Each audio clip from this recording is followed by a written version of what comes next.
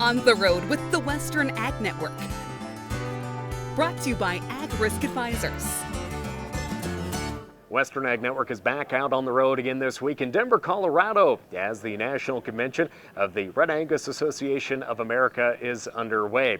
Our coverage brought to you by Ag Risk Advisors once again this week, reminding producers about all their risk management tools. You can find out more information on all these tools by visiting agriskadvisors.com. Well, we were able to catch up with a lot of cattlemen and women that play a key role in the success of the Red Angus breed. We were able to catch up with Steele, North Dakota's very own Mr. Steve Koester, who's president of the National Red Angus Association. He shares more on the state of the industry and how producers have made their way through these difficult times of drought here over the past few years.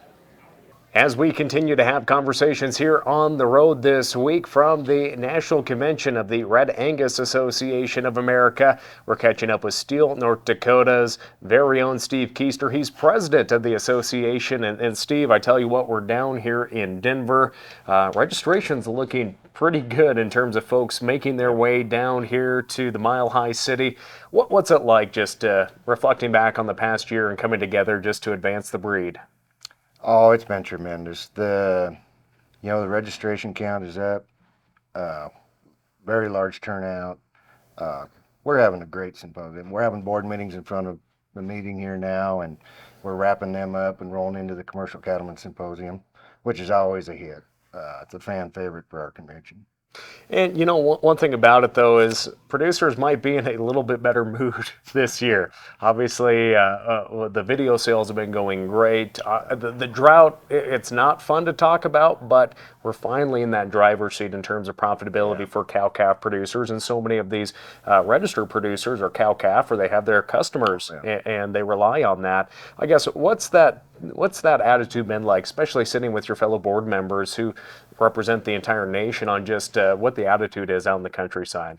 Well, from a drought standpoint, it's interesting. We're still seeing drought in fairly large segment, but that has loosened up considerably compared to last year. And then you combine that with the cattle prices we're seeing right now. The attitude is much better, much better. Guys are in a lot better mood. The resources, cattle, feed, they're not needing to travel near as far to find their feed. The guys that are having some drought issues, but no, the prices are good. At least that helps alleviate some of the pain. Yeah. Now, when we talk about drought, obviously we know there's going to be a lot of cattle heading to town during times of drought, and that producer is always, going through their notes, seeing, this is a good cow, we need to keep her and whatnot. So we're always focused on that performance. What are some ways that the Red Angus Association worked with their members and also those commercial producers out there to really put that priority on those high quality genetics and keeping those high quality genetics within those herds, even though many producers did have to shrink down the size of them? Well, we've tried very hard to communicate with our commercial stakeholders that use the tools that are available to help you get through this and to make smart decisions getting rid of cattle. DNA, genomics, all that helps you.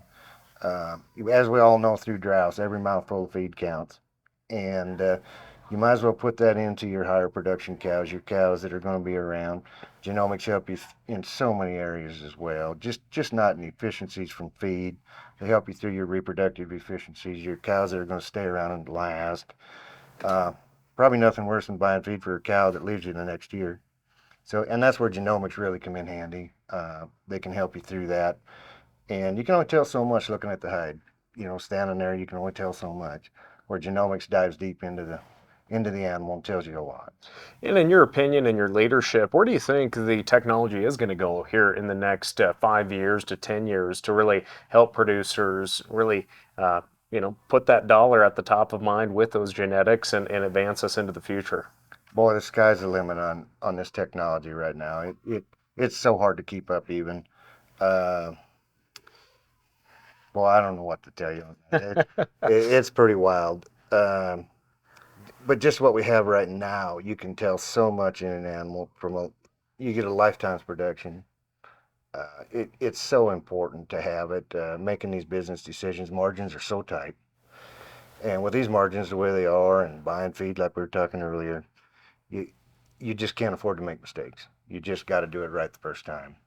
And as far as where the technology's going, I mean, gosh, we hear reports of some crazy things going on, and we all know it turns into fruition original, or eventually it turns into fruition. And 10 years ago, we never thought we could tell anything about a cow just by pulling some DNA, and now we can almost get a lifetime's production day after it's born. It's pretty wild.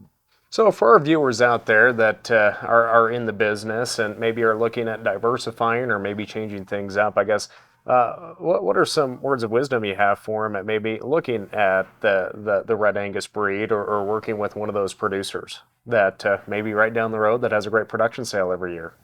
The Red Angus breed is off and running. It's founded in scientific principles. It's always been based on the profitability of our commercial stakeholders. It's priority number one. Every decision we make at the leadership level is always based on the profitability of our commercial stakeholders. We have a great female. We have cattle that perform, and they do it efficiently. And it's just fun to run Red Angus cattle. It just is. And what's it been like being president of the association? Oh, it's been a great ride. It really has. We've covered a lot of topics. It's been kind of a wild run.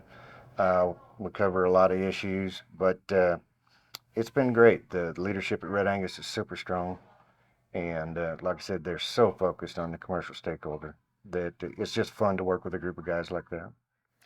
And despite all the challenges that producers face, having resources and information available to help them be more successful during difficult times like drought is very important.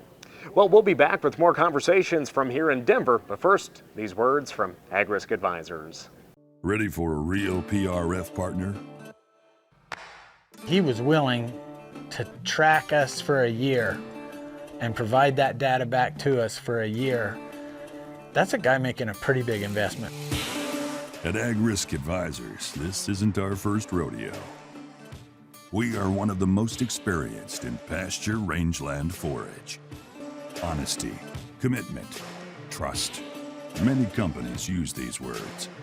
At Ag Risk Advisors, we earn them.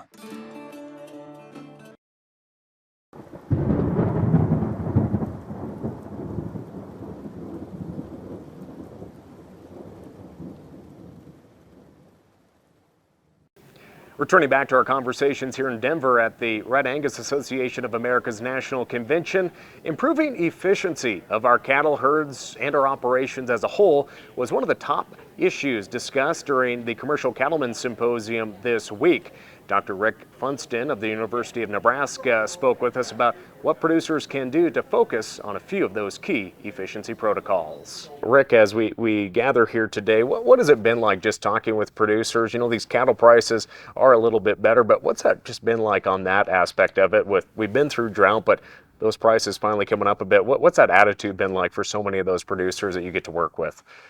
It's been refreshing. It's been real good. I think we went through a pretty bad drought last year, and we fortunately received some really timely rains all the way to, interestingly, eastern Nebraska's in a drought. But the Panhandle and clear to North Platte, where I'm at, are pretty cleared up in the drought monitor, which is a change for 2 years now, I think. So people are starting to consider retaining more females, and a lot of work I do is in how we can get them as productive animals in the herd. We still have tremendously high feed prices. Well, and as we look at those inputs, and you know, producers are going to pay off some of those operating notes this year, no doubt, when they do get their calf checks once calves ship. But as we look at maybe, you know, restocking and restructuring, and we're looking at that efficiency, what are some of those key things that you shared with producers here at the Commercial Cattlemen Symposium, so they can go back and reevaluate what they're doing to make sure that they are truly looking at every aspect of their operation, so they're profitable, but they have a good herd out in the pasture? So land prices are extremely high in Nebraska and across the country, I guess. So a lot of what I talk about is how we can increase production on a fixed set of resources. And what I focus a lot on is when animals conceive. within your breeding season. I'm not advocating to what breeding season you have or calving season.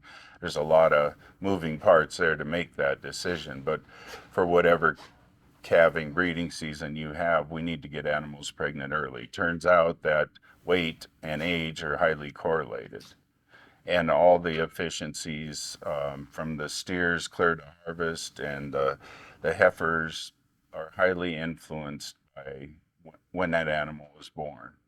So when we're looking at that first cycle, what are some of the major takeaways that you want people to really focus on in making sure that they're conceiving in that first round of bulls or AI, whatever they go with?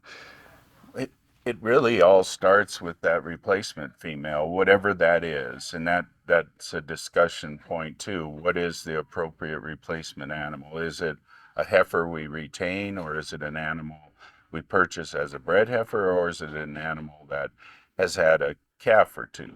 So that time of initial conception really sets up that animal for its lifetime. So we can influence that greatly with breeding season length, with pregnancy diagnosis of when those animals conceive. Let our veterinarians tell us which animals to keep. I'm not saying to have a 30-day breeding season, because those replacements might fit somebody else, but they might be outside what window we want to keep replacements in. There's some really good data from Nebraska showing that when those heifers conceive their first time, after their sixth calf, then they essentially will wean you another calf in weaning weight. So when we're looking at record keeping with that, obviously so many producers, they're still using their calving book, and they know everything about if they raised that cow from a calf and used as a replacement heifer. What are some new innovative ways that people can actually keep track of their cow herd, or when they're buying those replacements, and seeing if there's other records out there that are more in the 21st century that really could just change the way how they're efficient too? Having very accurate pregnancy diagnosis, I think, is a big one. And with ultrasound, we can determine that pretty accurate, depending on when we do that. As far as other systems, software, there's a host of things, some represented in this trade show, that people can use. That calf's birth date, we've got some really neat data with Nebraska, where we retrospectively looked at the effect of when that calf was born on fertility of that heifer calf, and also clear to slaughter on those profitability of those steer calves. So that, and dam age is a big one. I've been asked, speaking to a group in Minnesota, and they want to know when to cull a female. Well, our data out to 9 years, they're still very productive, and the cost of getting into the herd is so high today. If she's pregnant reasonable time, I have a hard time culling her unless there's other reasons. Well, again, as you mentioned earlier, lamb prices, they're not going to go down anytime soon in the future. And for young people to get a start in the business or whatnot, I guess continuing education really can be a key to helping maximize profitability and input costs. I guess, what are some resources or continuing education that you would encourage cow-calf producers to maybe look at, whether it's in Nebraska or somewhere else across the nation, where they can really hone in their skills and hopefully being a profitable rancher? So programs like this, obviously, we've got NCBA coming up that has a lot of great educational information. We have a really unique program in Nebraska called the Nebraska Ranch Practicum that really takes a systems approach through a production cycle with some of the best in the industry, all the way from forage management to reproduction to economics. Starts in June, and then we wrap up. There's 8 sessions, I believe, and then we wrap up in January. So encourage you to look at that. We've got the best website in the world, bragging a little bit, but at Nebraska, but we do have more extension devoted faculty equivalents from preconception to consumption. So our beef website is beef.unl.edu. I'm part of a reproduction task force that started some 20 years ago because of lack of extension focus in reproduction, and that website is beefrepro.org. And we just had a national meeting in Cheyenne, and all that material will be available, all the talks on there, and contacts for the best of the best in the repro world, devoted to the people. So those are a few resources. Well, perfect, because it's been quite some time since I sat in a classroom at Montana State University, and sometimes I'm always like, I need a little refresher on some of these courses. But thanks for joining us here today. And again, this is just a quick glimpse of the talk that you had during the Commercial Cattlemen Symposium. So we appreciate you taking time here with us today. All right, thank you. And we'll have more of these conversations with those presenters at this year's Commercial Cattlemen Symposium right here on the Western Ag Network and all of our digital media channels in the coming days. But also, we are discussing drought with a lot of these attendees this year. And despite the challenges that producers have faced, the Red Angus breed saw some successes during the herd liquidation that has occurred over the past few years. We caught up with CEO of the Red Angus Association of America, Tom Brink, who gives a state of the association with us here today. Drought has been one of those big issues that we have been talking about for several years for producers here in the West, but a little more optimism with producers this year as prices are up. But we did see the U.S. cattle herd shrink a little bit, but you were telling me the Red Angus breed actually saw a little bit of an advancement during these difficult times. I'll tell you, it's kind of amazing, Lane, because the national cow herd has been shrinking the last 3 years by quite a bit, actually. And of course, it's creating tight numbers now in a higher market that everybody is well aware of and enjoying to a point because we need to cover these higher costs. But we didn't know that would happen for sure, but we hit a record high cow inventory this last fiscal year for us and June 30. A little over 104,000 active Red Angus cows all around the country. Highest number ever, not by a lot. I wouldn't say we've grown a lot the last few years, but even to grow at all, I think it says something about the strength of the breed and just that people really understand Red Angus cattle do a lot of things right, and particularly on the female side. And so we're looking forward to when the herd kind of rebuilds and feel like we will be a big part of that for sure. But excited about the fact that we were able to hold numbers together as tough as things have been, because the drought was right on top of producer. The concentration of Red Angus cows is actually overlaps the drought areas a bunch. So pretty excited about that. And one thing about that, Tom, as well, is the big question that so many of us are asking is, when will the cattle herd cycle change and that rebuilding occur? But everyone that I've talked to, and when you just watch the markets, the heifer calves are still $10 to $20 back of the steers. There's been really no big demand to shift into that rebuilding mode, and a lot of folks are paying off debt. But I guess what is that work being done with the breeders, but also the outreach to commercial producers? You were talking about just having good female genetics out in the countryside. What does that look like from an association standpoint, and all your field reps that are out in the countryside? Well, 2 or 3 different things probably would answer that question in terms of our getting positioned for the rebuild. Red Angus typically does well during the rebuilding phase because people know the females, they simply make good stock cows, Lane. That's what people know. And so they like that. It puts us in a good position. We also just started a new program a couple years ago, still relatively new anyway, called the Red Choice program. It's built and modeled after the Show Me Select program out of Missouri that some people will be familiar with.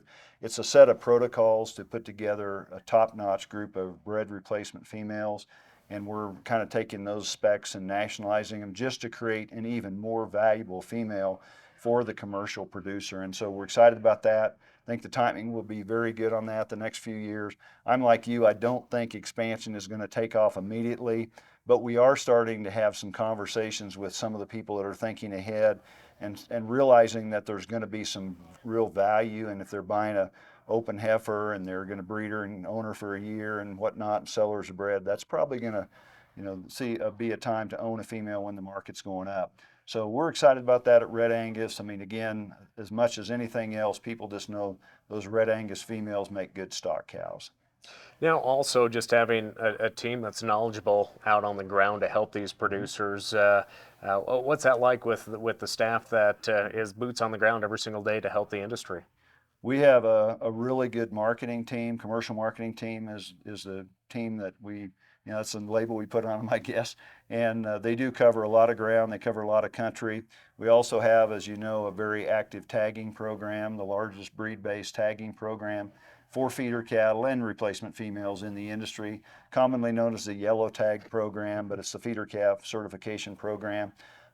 So we're always working on that and really to put identity on those Red Angus sired cattle, whether it's feeder cattle or again, replacement females. But our team is a young team and they are energetic, and we have just actually rebuilt the team a little bit because we had some turnover and we found some really good people that I'm extremely excited about.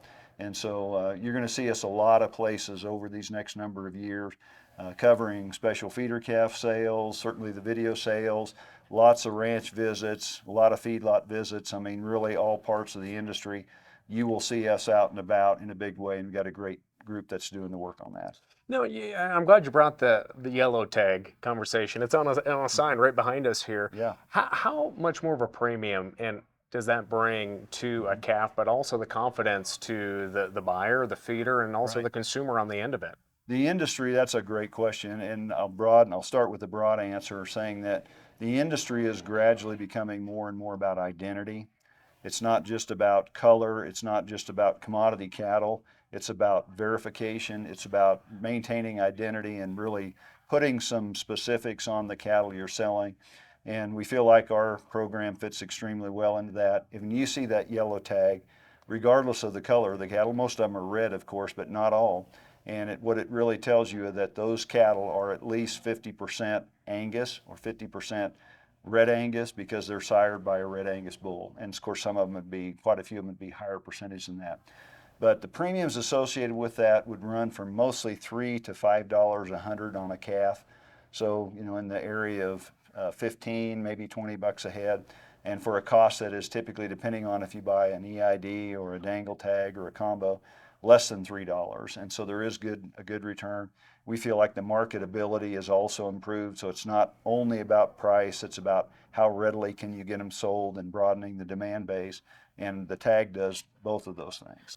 So again, thank you so much, Tom, for joining us here today. And for all of our viewers and listeners back at home, for more of our conversations that we had here in Denver at the National Convention, we'll have those all housed on our Facebook page, westernagnetwork.com, and of course, our YouTube channel. On the Road with the Western Ag Network. Brought to you by Ag Risk Advisors.